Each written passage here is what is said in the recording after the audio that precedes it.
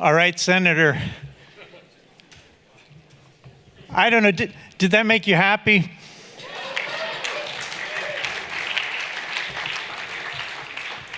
I know it made me happy. I want to have a lot of senators like that. And I can think of a few other countries that could use them too. Now look, we've spent 3 days in intellectual disputes and arguments, right? All these reporters who keep calling me and asking, who keep saying, Yoram, your conference looks so impressive. What do you say about Donald Trump's latest tweet?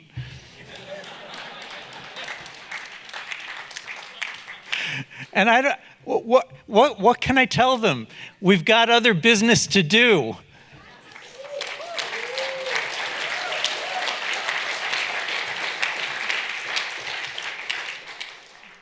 Now look, I'm supposed to close the conference, and that means I've got a little bit of business to take care of, a little bit of wrapping up to do.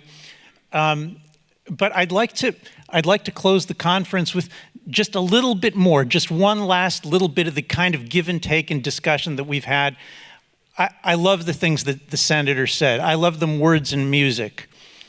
But I want to quibble with him, because that's what we do here, right? That's what we do.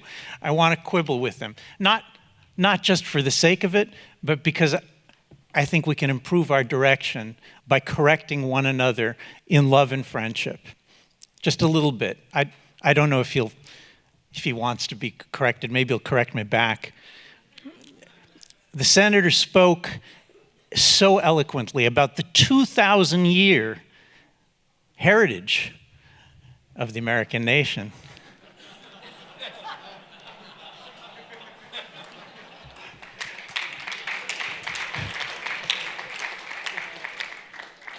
And I have to tell you, that's so much more conservative. That's so much more profound. That's so much more excellent intellectually, historically, philosophically, and in terms of loyalty to your forefathers than saying that America was founded, in 1776 or in, I don't know, last week's lunch between some woke activists someplace on some campus. So I say again, I love that the senator did this. I love that he's bringing in that Greek city-state where it all began 2,000 years ago. But no, it didn't begin 2,000 years ago in any Greek city-state. Much as the Greeks contributed to our tradition, they were late joiners to it. And when people say to me, what kind of political theory is there in Donald Trump? Donald Trump, President Trump, he talks in slogans like, make America great again. And people say, that's just a slogan. That's not a principle. That's not a theory. It's just a slogan. He's just making this stuff up. It doesn't have any roots or any depth or any meaning or any greater purpose. And I shake my head. The first thing I say is, have you ever heard of Ronald Reagan? Because when I was a Reagan revolutionary back in 1980, I had a poster on my bedroom wall that filled the wall which said, Reagan, let's make America great again.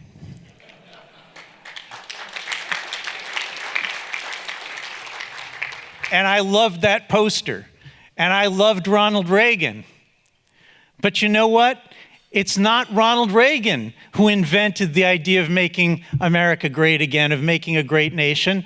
He was hearkening back to a tradition much, much older. In the interest of time, I will skip back 3,000 years. Maybe 3,500 years. To the beginning of Genesis. To God speaking to Abraham. And when God speaks to Abraham, he says to him, you don't mind a few words of Hebrew, do you? All right. Everyone should hear a few words of Hebrew every day. When God speaks to Abraham, he says to him like this. This is the beginning of Genesis 12. Vayomer Adonai el Avram, lech lecha me'artzecha u'mimoladetecha u'mibeit avicha el ha'aretz asher areka. And the Lord said to Avram, get out, go from your land, from your homeland, your place of birth, and from the house of your father to the land that I will show you. Ve'escha legoy gadol, and I will make you a great nation.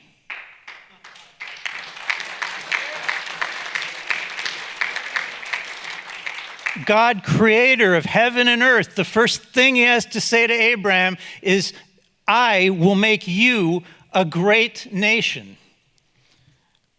Ve'vacha, and I will bless you. Ve'agadla shma. I'm getting old, see. I apologize. Ve'agadla shmecha, and I will make your name great. He says, I will make you a great nation, I will bless you, and I will make your name great. Ve'yabracha, and it will be for a blessing.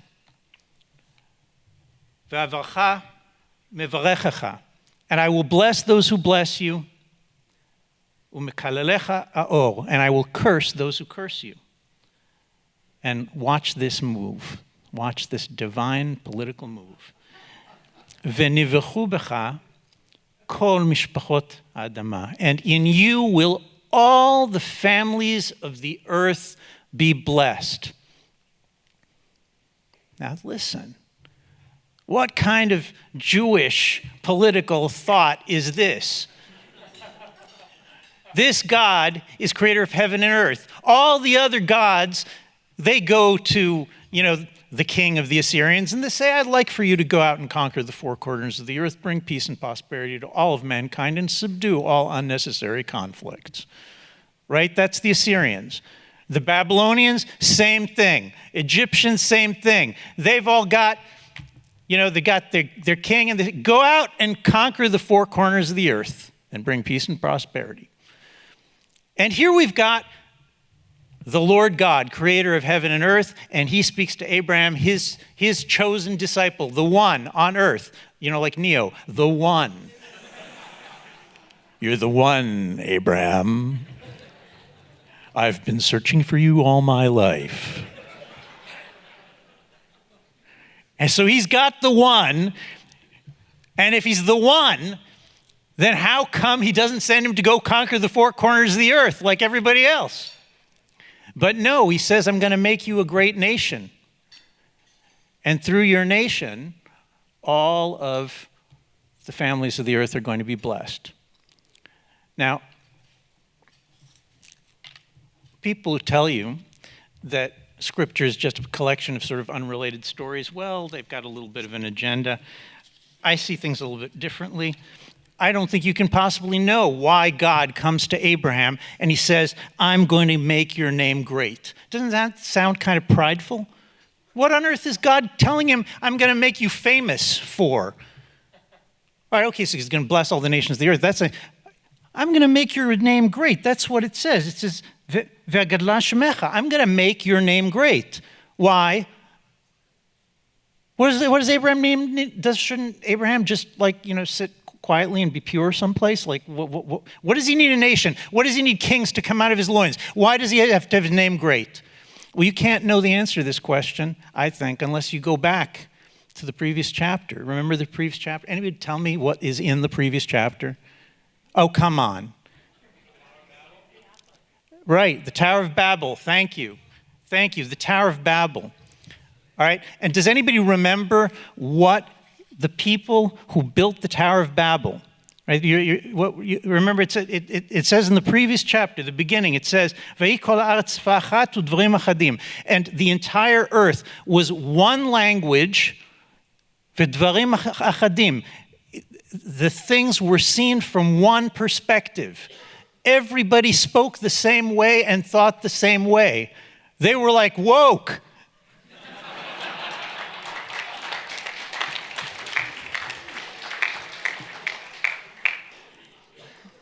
And why did they do this? Can anybody remember what they wanted? It's true, they built the one tower to rule them all, and all that stuff. But there's a motive. They say why they want it. Why did they want it? Anybody remember? Right? They want to build a tower to reach to heaven. Right?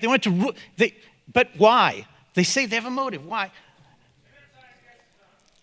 to immanentize the eschaton.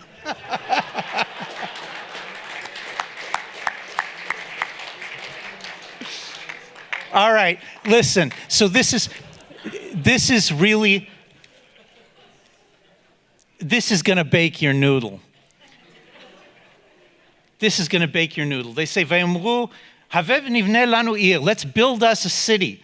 Umigdal v'rosho b'shamayim, and a tower with its head up in heaven. And here it is. This is the moment. V'naseh lanu shem, so that we should make ourselves a great name.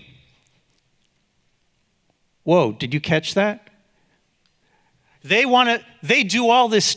They want to build like this utopian, perfect imperial structure in all mankind is going to speak one language and have one set of thoughts, right? They're like Mark Zuckerberg, okay? And they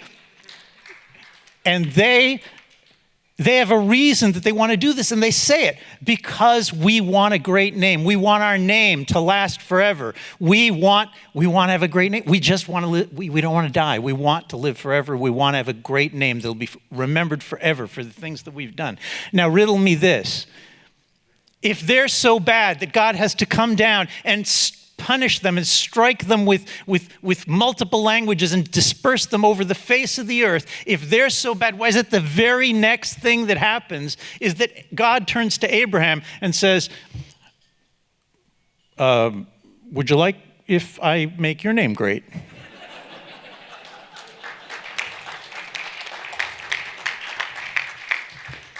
And if you're a professor, if you're like an academic and you're like an expert in this stuff, the answers are so obvious because it's really clear, right? It's because of multiple authors.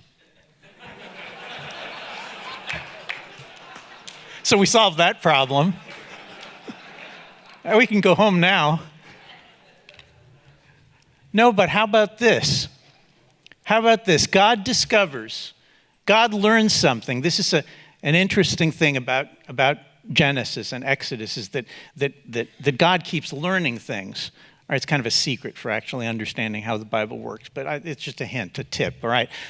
You can't understand anything if you don't understand that God keeps like thinking things that are reasonable, but they're wrong, and then he discovers that something else is going on. So one of the things he thinks is reasonable is that if you just give this wonderful earth to people, that they won't gather together in a single spot and try to build a tower to heaven in order to build themselves a name. He just thought that wouldn't happen, but it does. So when he sees this, he learns. And he says, oh, wow, these human beings that I've created, they really care about making a name for themselves. They really care about uniting and creating this thing that's going to go on for all eternity that they made. They're really scared of death. They really care about this. Now, he's not going to be willing to let these people, build this imperial thing that's going to control the earth, but he is going to be willing, come to think about it, to let somebody try it on a small scale. Okay, and he says, okay, human beings, they want a great name, so let me find the best human being I can find, and I'll give him a territory. Right? He's not going to rule the earth and all mankind. I'm not giving him that. I'm giving him a territory. And let's see what he can do, making his name great, making the name of his nation great, making a great nation. That means not all mankind, you get a little piece. And let's see what you can do with that. Because if you can do something extraordinary with that, something that's a blessing with that, if you can take that piece and turn it into a blessing, well, then your name will be justifiably great. And you'll be a blessing for all the nations of the earth. And if you take that piece of territory and all you can come up with was, well, I've just got to take over everything, right, then you're finished. Then God has ways of taking care of people like that. Now, this whole conference, all of national conservatism, all of nationalism and all of Anglo-American conservatism, to a very significant extent, is a commentary on these verses, on chapter 11 and chapter 12, on human beings are political creatures and they have political appetites and they want to unite into groups and they want to make a name for themselves and they want to have their group live forever, even if individually they can't. They want it bad, and they won't stop. So is there anything good you can make out of it? That's the question. Is there anything good you can make out of it? And God's answer is a nation. Not a city-state, a national state called Israel, that later becomes the model for many other national states, but especially for Holland, for England, for Scotland, for America. All right, this is the deepest source of the idea of the independent nation of America, the independent nation of Britain. This is where it comes from, here. There is no Greek source for it. There is no Roman source for it. It just comes from here. And all of your forefathers knew that. So that's a little bit of sparring with Senator Hawley. And I do it out of love, right? We're all on the same side. I just want you to know a little bit more Hebrew. So, having done that, I just want to say a few words just to wrap up this conference. I love this conference. I love the people here. I love the people I met.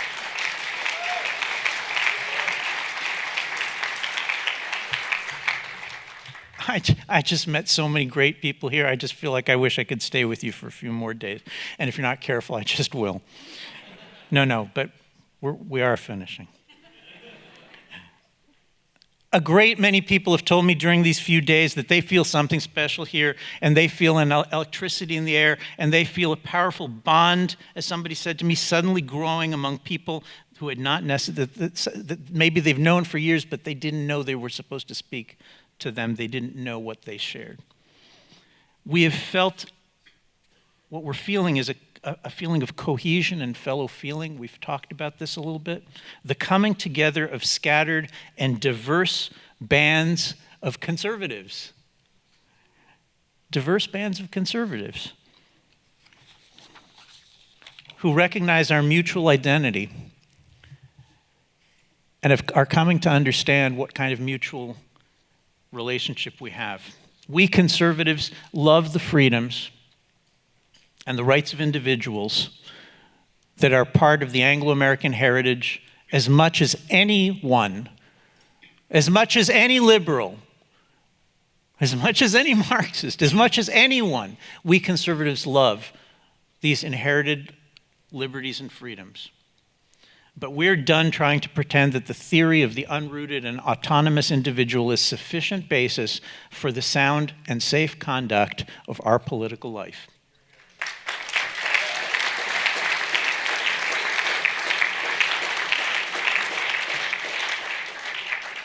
And we have decided to return the idea of the nation to the center of our political consciousness. I speak here of the idea of the nation as we find it in Scripture. I speak here of the idea of the nation as we find it in Edmund Burke and many other thinkers, as we find it in John Stuart Mill. We will reject every attempt to force a biological concept of race into our discourse as a substitute for our idea of a nation.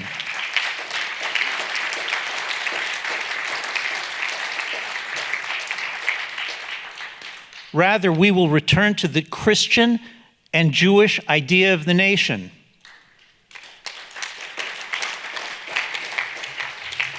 Which is the idea that guided the politics of our ancestors going all the way back to the time of Abraham. And we're going to return this idea to the center of our political understanding, and we are never again going to let it go.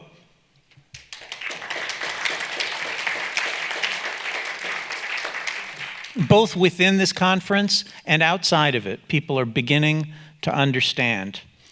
National conservatism is not something marginal. It's not another vanity concept being batted about by a few intellectuals. We are looking at the future of political conservatism in America and in the democratic world.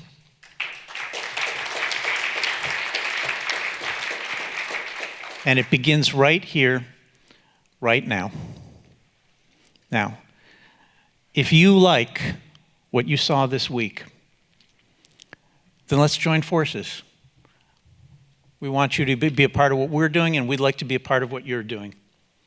We have ambitious plans for building a national conservative movement, a national conservative infrastructure, which will include, God willing, an annual national convention, research and educational programs, publishing, outreach efforts, and local efforts, not only in the United States, but in many other democratic countries. But all of this will need your help in many ways. It'll need your assistance and support. If you're interested in this project, if you want to join, if you maybe want to join. So the first thing you do is you go to the Edmund Burke Foundation website and you sign up for that mailing list. And the second thing that you do is you look to see if there's a, if you want to go to like the extra bonus level, the second thing you do is you look to see if there's a PayPal thing there and see if you can make a donation.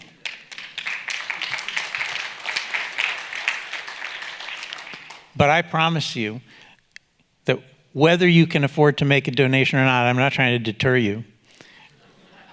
But I promise you that whether or not you can afford to make a donation right now, we're going to find a way. We'll find a way forward, and we're going to meet here again. This is just the beginning. We are going to return here.